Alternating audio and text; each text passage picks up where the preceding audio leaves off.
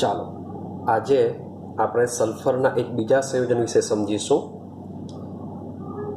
જેનું નામ છે સલ્ફ્યુરિક એસિડ H2SO4, જેને આપણે શું કહેશું?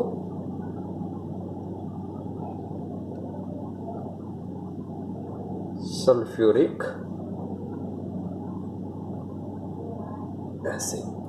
તો આજે આપણે સલ્ફ્યુરિક એસિડ વિશે ઇન્ફોર્મેશન મેળવવાના છે. તો એની જે બનાવટ છે, એના જે ભૌતિક ગુણધર્મો છે, રાસાયણિક ગુણધર્મો છે, એના વિશે ઉપયોગો છે, એના વિશે બધી જ ઇન્ફોર્મેશન આપણે મેળવીશું. તો સૌથી પહેલાં આપણે જોઈએ એની બનાવટ, કેવી રીતના બનાવવામાં આવે છે. હવે તમને આઈડિયા હશે કે H2SO4 ને રસાયણોનો રાજા કહેવામાં આવે છે. મીન્સ કે એનો જે યુઝિસ છે, એનો જે ઉપયોગ છે એ ઘણો બધો છે, માટે એ ધ કિંગ ઓફ કેમિકલ કહેવામાં આવે છે. આથી આખા વિશ્વમાં એ ખૂબ જ ઇમ્પોર્ટન્ટ ધરાવે છે. માટે આપણે સલ્ફ્યુરિક એસિડના ઉત્પાદન માટે જે પદ્ધતિ ઉપયોગ કરવાના છે એ પદ્ધતિનું નામ છે સંપર્ક પદ્ધતિ. યાદ રાખજો, આપણે જે H2SO4 નું ઉત્પાદન કરવાના એ પ્રોસેસનું નામ શું છે? સંપર્ક પદ્ધતિ દ્વારા કરીશું. હવે આ જે સંપર્ક પદ્ધતિ છે એ સંપર્ક પદ્ધતિની અંદર 3 તબક્કા છે. કેટલા તબક્કા છે? 3 તબક્કા. પેલું સમજો, સલ્ફર અથવા સલ્ફરની ખનિજોને બાળીને SO2 વાયુ ઉત્પન્ન કરવો. તો સલ્ફરને આપણે બાળીશું, હવાની હાજરીમાં જ બાળવું પડશે, અથવા સલ્ફરની ખનિજોને બાળીશું તો બંને કિસ્સાની અંદર ઉત્પન્ન થશે SO2. આ પહેલો તબક્કો છે. બીજો તબક્કો, આ જે SO2 છે એ SO2 નું રૂપાંતર આપણે કરીશું SO3 ની અંદર. જે આપણે SO2 માં ભણીને આવ્યા હતા, મેં તમને કીધું હતું કે આ જે પ્રોસેસ છે આપણે H2SO4 ના ઉત્પાદનમાં યુઝ કરવાના છે. તો સલ્ફર ડાયોક્સાઇડનું ઓક્સિડેશન સલ્ફર ટ્રાયોક્સાઇડમાં એમને નથી થતું. આના માટે શાની જરૂર પડતી હોય છે? ઉદ્દીપકની હાજરીમાં. એટલે કે આપણે ઉદ્દીપકીય ઓક્સિડેશન કરીશું. કયો ઉદ્દીપક કરીશું? જરાક મેમરાઇઝ કરવાનો પ્રયત્ન કરો, આપણે એને પાછળથી કહેવાના જ છે. ચલો, ત્રીજો પોઈન્ટ. હવે જે SO3 બની ગયો, તો આ જે SO3 છે એ SO3 ને H2SO4 માં અવશોષીને H2S2O7 બનાવવો. તો મગજમાં ફિટ કરી દેવું કે કયા 3 પોઈન્ટ છે. તો સંપર્ક પદ્ધતિ મુખ્ય 3 તબક્કાઓ ધરાવે છે. પહેલો તબક્કો છે સલ્ફર અથવા સલ્ફરની ખનિજોને બાળીને SO2 બનાવવો. બીજો તબક્કો છે SO2 નું રૂપાંતર SO3 માં કરવું, પણ આ ઇઝીલી એમને નહીં થઈ જતું. તો શું કરવું પડશે? સલ્ફર ડાયોક્સાઇડને વેનેડિયમ પેન્ટોક્સાઇડ ઉદ્દીપકની હાજરીમાં હવા વડે ઓક્સિડેશન કરીને SO3 માં રૂપાંતર કરીશું. અને જે SO3 બન્યો છે તેનું H2SO4 માંથી પસાર કરશું અથવા તો અવશોષીને બનાવી દેશું H2S2O7. તો કેવી રીતના પ્રોસેસ થશે આપણે સમજવાનો પ્રયત્ન કરીએ.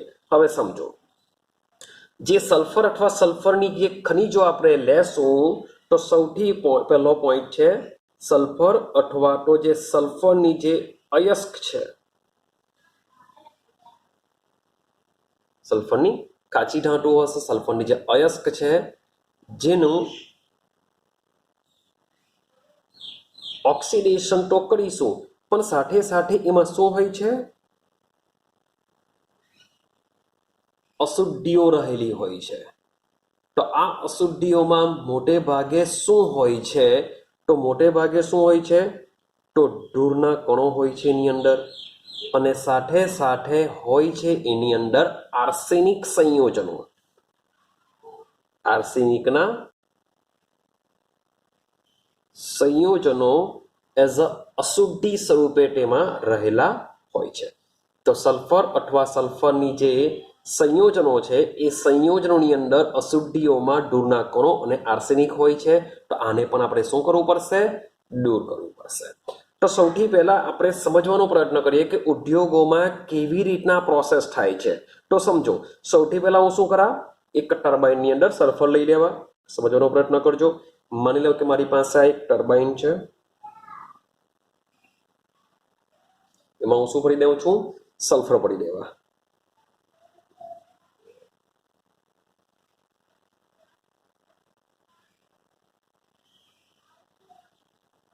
ચાલો, તો સમજો અન્ય મેં શું ભરી દીધો હશે? સલ્ફર ભરી દીધો હશે। આ સમજો આ બધું જે બી રાઉન્ડ દોરું છું એ બધું શું હશે? સલ્ફર હશે। ચાલો, હવે આ જે ભાગ છે એમાંથી આપણે શું કરીશું?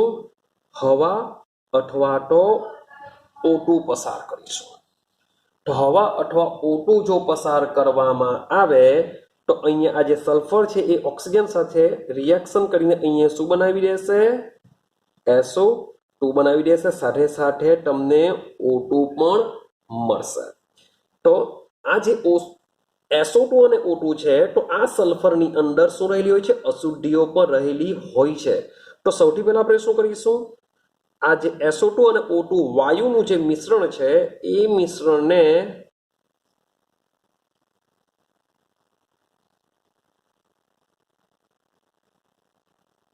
અહીંયા લઈ લેશું આપણે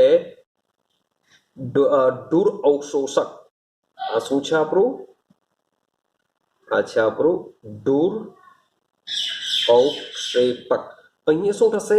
SO2 માં જેટલી પણ ધૂળ હશે એ બધી ધૂળ અહીંયાથી દૂર થશે।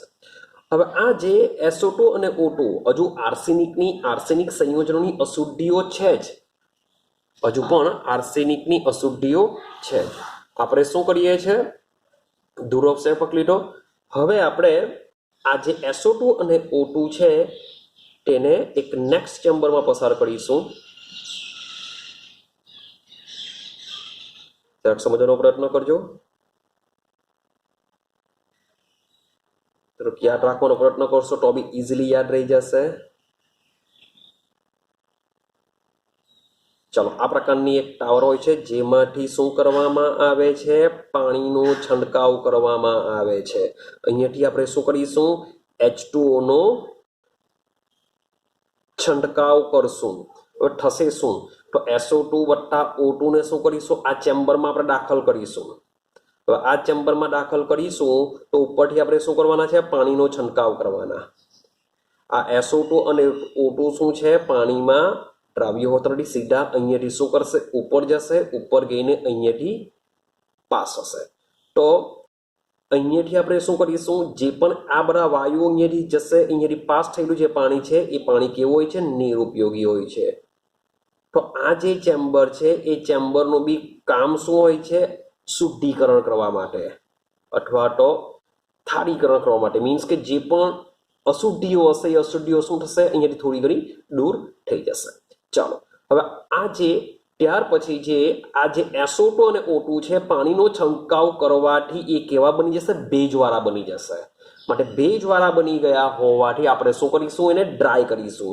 તો ડ્રાય કરવા માટે આપણે આ બધા જ વાયુને લઈ જશું એક બીજા ચેમ્બરમાં, જે ચેમ્બરમાં શું ભરેલું હશે?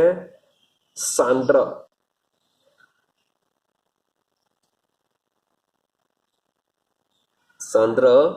સલ્ફ્યુરિક એસિડ ભરેલો હશે। હવે આપણે અહીંયા શું કરીશું?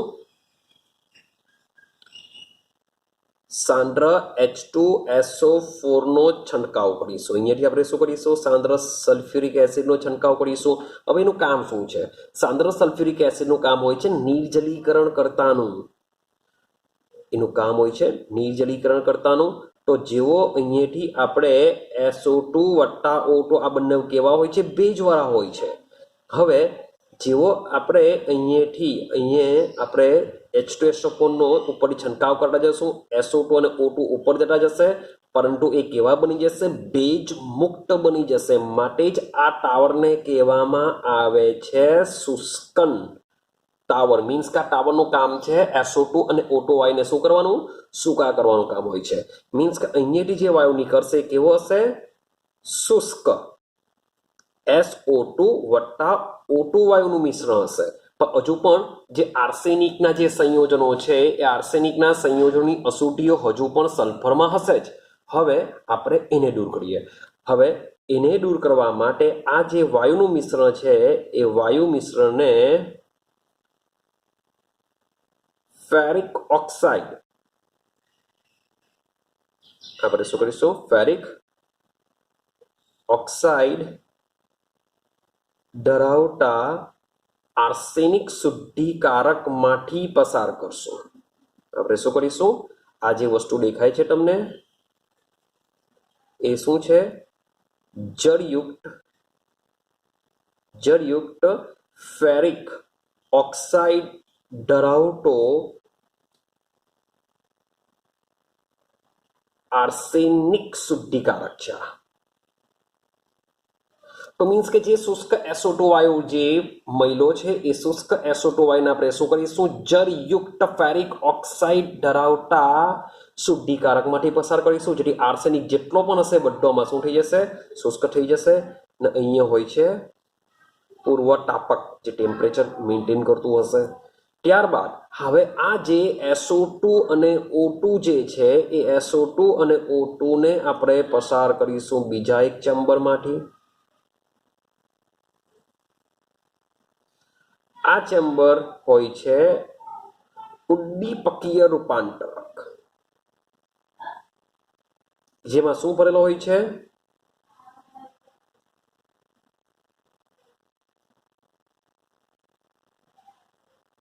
જેમાં ભરેલો હોય છે V2O5 તો આઈડિયા આવી ગયા હશે કે અહીંયાથી જે SO2 વાયુ અંદર પ્રવેશતો હશે તેનું V2O5 ની હાજરીમાં ઓક્સિડેશન થઈને આમાંથી બની જશે અહીંયાથી બહાર નીકળશે SO3 અને લાસ્ટ પોઈન્ટ પર આવી ગયા SO3 તો બની ગયો હવે આ જે SO3 જે બન્યો છે એ SO3 નું શું કરીશું આપણે એક બીજું ચેમ્બર દોડીશું બીજા ચેમ્બરમાં લઈ જશું જે આપણું લાસ્ટ ચેમ્બર હશે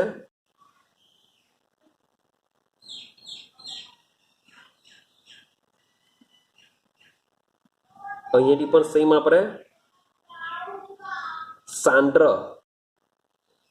H2SO4 નો છંટકાવ કરીશું સાંદ્ર H2SO4 નો છંટકાવ કરવાને લીધે અહીંયા આપણે ક્વાર્ટઝ બી ભરીશું સાથે સાથે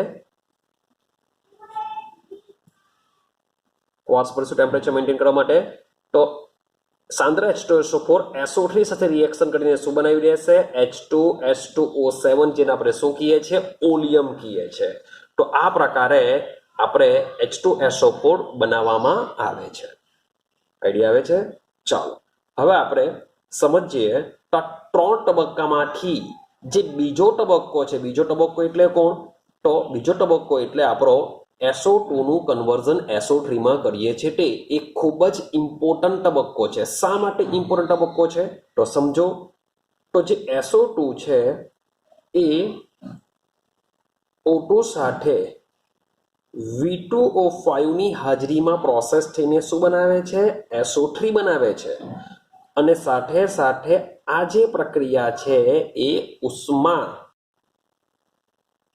ક્ષેપક પ્રોસેસ છે કારણ કે તમને એન્થાલ્પીમાં થતો ફેરફાર છે એ માઇનસમાં મળે છે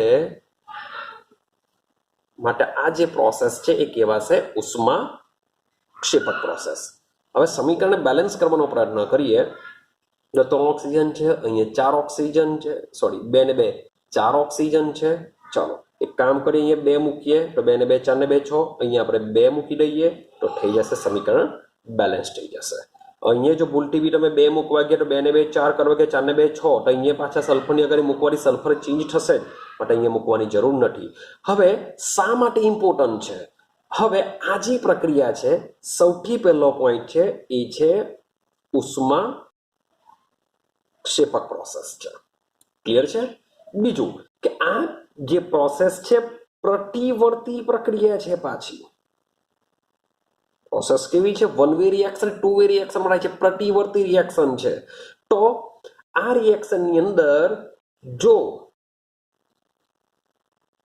તાપમાન વધારવામાં આવે તો જરાક વિચારો શું થાય. જો પ્રોસેસ છે ઉષ્માક્ષેપક અને જો પ્રક્રિયા દરમિયાન જો તાપમાન વધારવામાં આવે તો 100% પ્રક્રિયા કઈ દિશામાં જશે? પુરોગામી દિશામાં જશે. પુરોગામી દિશામાં જવાથી નિપજનું પ્રમાણ ઘટી જશે. આઈડિયા આવે છે? કારણ કે પ્રોસેસ છે ઉષ્માક્ષેપક. ઉષ્માક્ષેપક છે, મારે તાપમાનનો વધારો નિપજનું પ્રમાણ વધારવા માટે ઉપયોગમાં નીવડશે નહીં. ક્લિયર થઈ ગયું? માટે આ પ્રોસેસ દરમિયાન તાપમાન કેવું રાખવું પડશે? નીચું રાખવું પડશે. હવે નીચું તાપમાન જો રાખીએ તો સાથે સાથે જે પ્રક્રિયાનો વેગ છે એ વેગ ઘટી જશે. એ પણ એટલું જોવું પડશે. તો તાપમાન તો ઊંચું રાખી નહીં શકાય, પણ નીચું તાપમાને પ્રક્રિયાનો વેગ ઘટી જશે. તો પ્રક્રિયાનો વેગ વધારવા માટે આપણે આધાર શાના પર રાખવો પડશે? દબાણ ઉપર આધાર રાખવો પડશે. કારણ કે તમે જોશો તો નિપજના મોલ 2 છે અને પ્રક્રિયકોના 3 મોલ છે. બધી વાયુ રૂપ જ છે. જે આ રિએક્શન થાય છે બધું ગેસ અવસ્થામાં જ હોય છે. તો તમને પ્રક્રિયકના મોલ 3 જોવા મળે છે, 2 ને 1 3. નિપજમાં 2 જ મોલ છે. મીન્સ કે જો દબાણનો વધારો કરવામાં આવે તો પ્રક્રિયા કઈ દિશામાં જશે? પુરોગામી દિશામાં જશે. કારણ કે પ્રક્રિયકના 3 મોલ, નિપજના 2 મોલ. માટે દબાણનો વધારો પ્રક્રિયાને કઈ દિશામાં લઈ જશે? પ્રતિગામી દિશામાં લઈ જશે. ક્લિયર છે? અને નિપજનું પ્રમાણ વધારી શકાય. આથી તાપમાન અને દબાણનો સમન્વય કરીને નિપજનું પ્રમાણ વધુ મળે એવી પરિસ્થિતિ ઉદ્યોગોમાં રાખવામાં આવે છે. તો વ્યવહારમાં કેટલું રાખવામાં આવે? તો વ્યવહારમાં જ્યાં પણ આ પ્લાન્ટમાં સંપર્ક પદ્ધતિ દ્વારા H2SO4 બનાવવામાં આવે છે ત્યાં ગાડી દબાણ તરીકે લેવામાં આવે છે 2 બાર દબાણ લેવામાં આવે છે.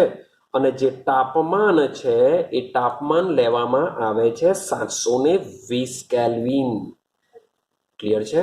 ચાલો હવે આ પ્રોસેસ દરમિયાન જે SO3 ઉત્પન્ન થાય છે એ SO3 વાયુને આપણે શું કરીએ છીએ? સાંદ્ર H2SO4 માં અવશોષીએ છીએ. મીન્સ કે SO3 શું કરશે? આમાં શોષણ પામશે. હવે આવું જો થાય, અવશોષણ જો પામે તો કરવાનું કરીને ખાલી બધું ભેગું કરો, બનશે શું? H2S2O7 બનશે, જેને આપણે શું કહીએ છીએ? ઓલિયમ કહીએ છીએ. તો આ રીતના આપણે શું કરી શકીએ છીએ? ઓલિયમ બનાવીએ છીએ. હવે આ જે ઓલિયમ બન્યું એ ઓલિયમનું શું કરીશું આપણે? H2O વડે મંડન કરીને જરૂરી સાંદ્રતા વાળો H2SO4 બનાવી શકીએ છીએ. કે આનું જો આપણે મંડન કરીએ તો મંડન કરવાથી શું થશે? જરૂરી સાંદ્રતા વાળો H2SO4 આપણે શું કરી શકીએ છીએ? બનાવી શકીએ છીએ. અને આ જે પ્રોસેસ છે આ પ્રોસેસની અંદર જે સાંદ્ર H2SO4 છે એની સાંદ્રતા 96 થી 98% જેટલી સાંદ્રતા ધરાવતો સલ્ફ્યુરિક એસિડ આપણે આ પ્રોસેસથી મેળવી શકીએ છીએ. તો ખૂબ જ ઇઝી રિએક્શન છે સંપર્ક પદ્ધતિ. જે સંપર્ક પદ્ધતિ છે એ મુખ્ય 3 તબક્કાઓ પર આધારિત છે. જે પહેલું છે સલ્ફર અથવા સલ્ફરની ખનિજોને બાળીને SO2 માં રૂપાંતર કરીશું. SO2 નું કન્વર્ઝન SO3 માં V2O5 દીપકની હાજરીમાં કરીશું. H2SO4 ને અવશોષીને H2S2O7 જેને આપણે ઓલિયમ કહેશું એ બનાવીશું. પહેલી અને ત્રીજી પ્રોસેસ ખૂબ જ ઇઝી છે. જે પણ છે આખી સંપર્ક પદ્ધતિનો આધાર સેકન્ડ તબક્કા ઉપર રહેલો છે, જે છે SO2 નું SO3 માં કન્વર્ઝન. કારણ કે આ જે પ્રક્રિયા છે ઉષ્માક્ષેપક છે, સાથે સાથે પ્રતિવર્તી છે. ક્લિયર? તો આ છે H2SO4 ની બનાવટ. હવે આપણે એની બનાવટ સમજ્યા બાદ એના ગુણધર્મ સમજવાનો પ્રયત્ન કરીશું. ગુણધર્મ સમજ્યા બાદ એના ઉપયોગો સમજવાનો પ્રયત્ન કરશું. ચાલો તો હવે આપણે સમજીએ એના ગુણધર્મો.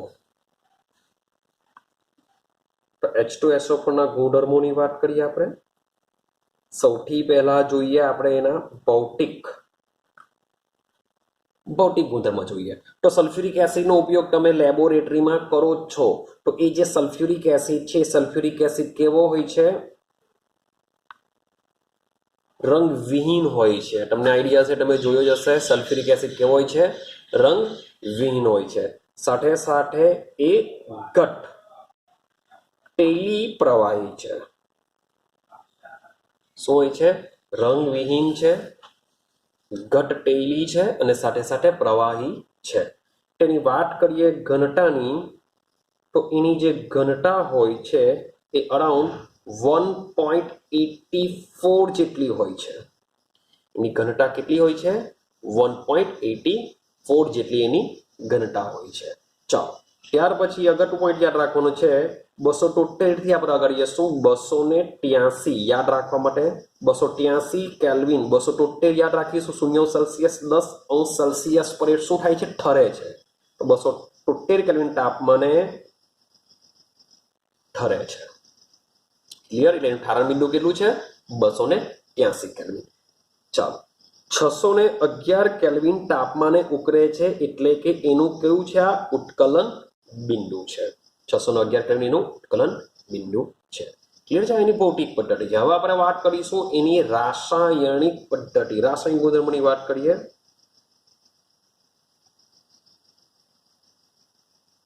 ચાલો સમજો તો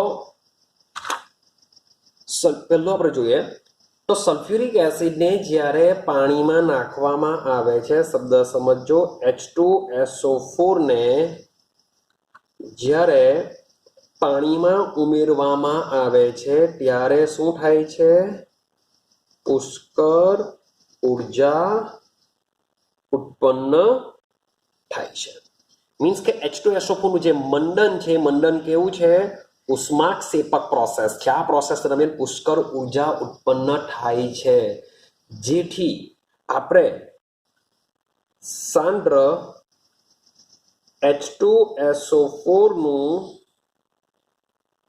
દ્રાવણ બનાવવા શબ્દ બોલું છું સાંદ્ર H2SO4 નું દ્રાવણ મીન્સ કે સલ્ફ્યુરિક એસિડને જ્યારે પાણીમાં નાખીને સલ્ફ્યુરિક એસિડનું દ્રાવણ જ્યારે બનાવવામાં આવે છે ત્યારે શું કરીશું એસિડને H2SO4 ને H2O માં થોડો થોડો ઉમેરતા જઈ H2O ને હલાવતા રહેવું પડે છે શું કરીશું આપણે પાણીની અંદર H2SO4 એડ કરતા જશું ને સાથે સાથે એને હલાવતા જશું જેને લીધે H2SO4 ધીમે ધીમે મંડન થતું જશે અને જે ઉષ્મા ઉત્પન્ન થતી હશે એ પણ ઇઝીલી આપણે એને હલાવતા જઈએ છીએ માટે દૂર થઈ જશે જો ભૂલથી પણ તમે પાણીની અંદર સાંદ્ર સલ્ફ્યુરિક એસિડ નાખશો તો તમે દાઝી જવાનો બી શક્યતા રહે છે માટે કોઈ પણ દિવસ જ્યારે પણ એસિડનું મંડન કરવામાં આવે છે ત્યારે આપણે શું કરીશું પાણીની અંદર H2SO4 નાખીશું એસિડની અંદર પાણી નાખવામાં આવતું નથી આઈડિયા આવે છે ચાલો હવે સલ્ફ્યુરિક એસિડની વાત કરીએ તો સલ્ફ્યુરિક એસિડના જે રાસાયણિક ગુણધર્મ છે એ એસિડની લાક્ષણિકતાને આધારે હોય છે તો સલ્ફ્યુરિક એસિડ એવી કઈ લાક્ષણિકતા ધરાવે છે જે એના ગુણધર્મ રાસાયણિક ગુણધર્મ માટે જવાબદાર છે તો આપણે સમજીએ H2SO4 ની લાક્ષણિકતા એવા એમાં કયા લક્ષણો રહેલા છે કે જેને લીધે એ રાસાયણિક ગુણધર્મ આપે છે તો પહેલી લાક્ષણિકતા એની જોઈએ તો એ નીચી બાષ્પશીલતા ધરાવે છે નીચી બાષ્પશીલતા ધરાવતું હોય છે બીજો પોઈન્ટ જોઈએ પ્રબળ એસિડિકતા ધરાવે છે તમને ખબર જ છે કે સલ્ફ્યુરિક એસિડ કેવો છે પ્રબળ એસિડ છે એની જે એસિડિકતા હોય છે કેવી છે પ્રબળ એસિડિકતા ધરાવે છે ચાલો ત્રીજા પોઈન્ટની વાત કરીએ તો ત્રીજો પોઈન્ટ છે H2O પ્રત્યે આકર્ષણ ધરાવે છે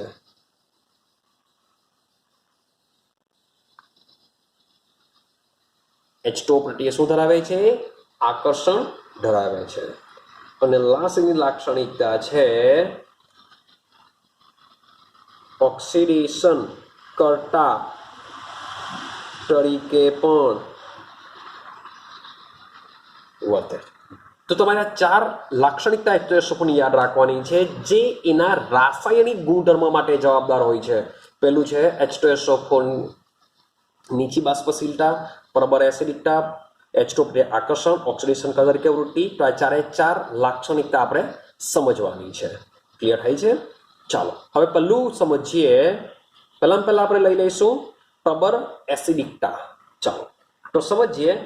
H2SO4 ને જ્યારે પાણીમાં ઉમેરવામાં આવે છે ત્યારે તેનું 2 વખત વિયોજન થાય છે, 2 તબક્કામાં અથવા આયનીકરણ પામે છે.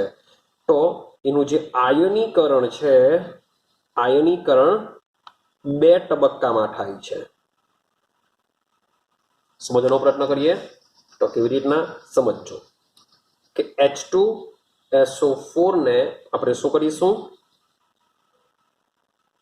પાણીમાં નાખીશું તો એસિડિક ટેન્ડન્સી શું હોય છે, H+ દાન કરવાની. H+ દાન જો કરે તો H+ આ H2O સાથે જોડાઈને શું બનાવી દેશે, H3O+, એક H ગયો માટે બચશે HSO4- બાકી રહેશે. ક્લિયર થાય છે? તો H2SO4 એસિડ છે એનું વિયોજન થયું માટે આના માટે આવશે Ka, જ્યાં Ka ને શું કહેશું આપણે, એનો વિયોજન અચળાંક કહેશું. અને આ જે Ka ની જે વેલ્યુ હોય છે એ 10 કરતા પણ વધારે હોય છે. ક્લિયર થાય છે? હવે આ પહેલો તબક્કો થયો. હવે આપણે બીજો તબક્કો લખીએ. બીજા તબક્કાની અંદર જે HSO4- છે એ ફરીથી પાછો H2O માં શું કરશે, વિયોજન પામશે અને બનાવી દેશે H3O+ વત્તા SO4-2. તો જે સેકન્ડ તબક્કો છે, સેકન્ડ તબક્કાનો જે વિયોજન અચળાંક છે એની જે વેલ્યુ હોય છે એ 1.2 ઇન્ટુ 10⁻² જેટલી હોય છે. તો તમે બંને જરાક ઓબ્ઝર્વેશન કરો કે Ka1 અને Ka2 ની વેલ્યુ. મીન્સ કે જે શરૂઆતમાં જે H2SO4 નો જે પહેલો તબક્કો છે એ પહેલા તબક્કામાં જે વિયોજન અચળાંક છે એની વેલ્યુ 10 કરતા પણ વધારે છે. જ્યારે સેકન્ડ તબક્કાની અંદર જે Ka2 ની વેલ્યુ છે, જે વિયોજન અચળાંક છે સેકન્ડ તબક્કાનો, એ પહેલા તબક્કા કરતા ખૂબ જ ઓછો છે. એનો મતલબ એમ થાય કે સલ્ફ્યુરિક એસિડ પ્રથમ તબક્કામાં ખૂબ જ ઝડપથી H+ અને HSO4- આયન આપે છે. માટે જ એ ખૂબ જ પ્રબળ એસિડ છે એવું આપણે સમજી શકીએ છીએ. Because of Ka1 Ka2. તો આ વેલ્યુ પરથી આપણે આઈડિયા આવશે કે જે સલ્ફ્યુરિક એસિડ હોય છે, સલ્ફ્યુરિક એસિડ શું છે, ખૂબ જ પ્રબળ એસિડ છે. ક્લિયર થાય છે? તો આ જે પોઈન્ટ છે એ આપણે તેના પ્રબળ એસિડિકતા વિશે સમજ્યા. જે આપણો બીજો પોઈન્ટ હટાવીએ કે જે પ્રબળ એસિડિકતાનો ગુણધર્મ ધરાવે છે એને સમજ્યા કે સલ્ફ્યુરિક એસિડ શું કરશે, 2 વખત પાણીમાં વિયોજન પામશે, જેને લીધે તે પ્રબળ એસિડ તરીકે વર્તી શકે છે એ આપણે સમજી શકીએ છીએ. ચાલો હવે આપણે સમજવાનો પ્રયત્ન કરીએ. જે પહેલો પોઈન્ટ આપણે લખેલો છે નીચી બાષ્પશીલતા. તો સલ્ફ્યુરિક એસિડની નીચી બાષ્પશીલતાને કારણે એના કયા રાસાયણિક ગુણધર્મ આવશે એને આપણે સમજવાનો પ્રયત્ન કરીએ. આપણો પોઈન્ટ નંબર છે બીજો. ચાલો સમજો.